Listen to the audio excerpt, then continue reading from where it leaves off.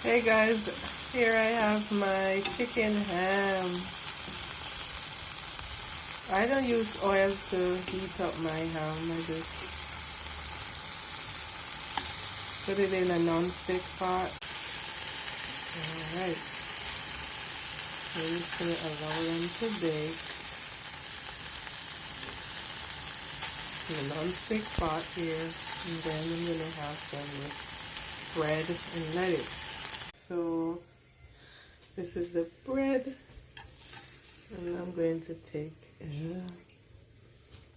my chicken ham. I'm gonna add some ketchup. So lettuce. So that's my salad.